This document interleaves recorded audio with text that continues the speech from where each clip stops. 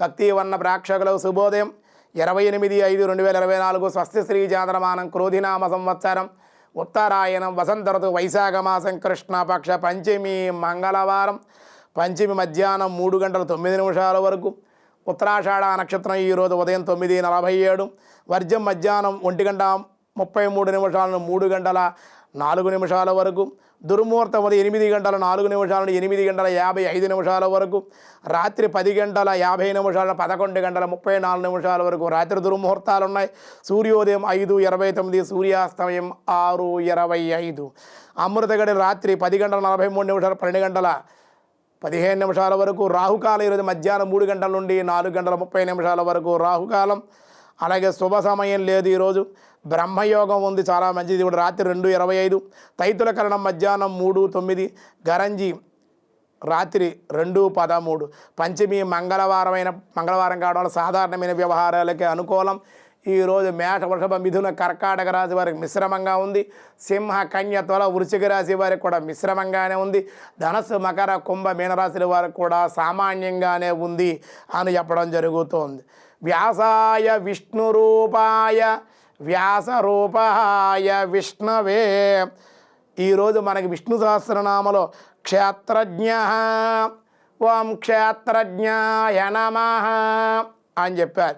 ఈ క్షేత్రజ్ఞ అనే నామానికి ఈ శరీరమే క్షేత్రము అని పేరు అన్నమాట. భగవద్గీత కూడా చెప్పింది. ఈ శరీరము శుభ కర్మముల వలన కలుగుచున్నది. ప్రతి క్షేత్రమునందు క్షేత్రజ్ఞుడు పరమాత్మ. శరీరం క్షేత్రమైతే లోపల ఉండేటువంటి వాడు క్షేత్రజ్ఞుడు అని చెప్పారు. పరమాత్మగా విరాజిల్లుతో ఉన్నాడని విష్ణు సహస్రనామం చెబుతోంది. భగవద్గీత కూడా అదే చెప్పింది. క్షేత్రజ్ఞుడు నశింపడు. క్షేత్రమునకు క్షేత్రజ్ఞుడు గల భేదాలు గుర్తించి గ్రహించుటయే జ్ఞానమని చెప్పబడుతోంది. మనం తెలుసుకోవాల్సింది ఇదే. శరీరం క్షేత్రం, ఇది నశించిపోతుంది. లోపల ఉన్న ఆత్మ క్షేత్రజ్ఞుడు పరమాత్మ, ఆయన నశించడు. అది తెలుసుకుంటే జ్ఞానం కలిగినటువంటి వాడు అవుతాడు. క్షేత్రజ్ఞుడు పరమాత్మగా గుర్తించుటయే జీవితం పరమ లక్ష్యం. మనం కాదు, మన ఈ దేహాన్ని ధరించినటువంటి వాళ్ళం ఆత్మస్వరూపం క్షేత్రజ్ఞులం అని తెలుసుకోవాలి. ఆ లక్ష్య సాధన ఈ నామాన్ని బోధిస్తోంది కనుకనే క్షేత్రజ్ఞ అన్నారు.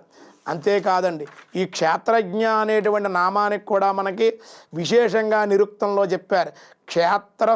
క్షేత్రంతు పరమావ్యోమాన్ ముక్తేభ్యో వేత్తి నిత్యసః ధాతుం స్వానుభావం యస్య క్షేత్రజ్ఞసతు కథ్యతే అన్నారు. క్షేత్రం అనగానే పరమపదమని కూడా అర్థం ఉంది, నిరుక్తం చెబుతోంది. అదే భగవదోద్యోగమని ఉత్తరోత్తర శతాధికం అభివృద్ధి పరుచును ముక్తులైన తన భక్తులకచ్చడ నొసంగిన స్వాను భావరూపములకు నా భోగములను పెరుగుచు స్థిరముగా నుండుట ఎరుంగువాడు కనుక క్షేత్రజ్ఞ అని చెప్పారన్నమాట. మిగతా విషయాలు రేపు చూద్దాం. ఈరోజు స్వస్తి.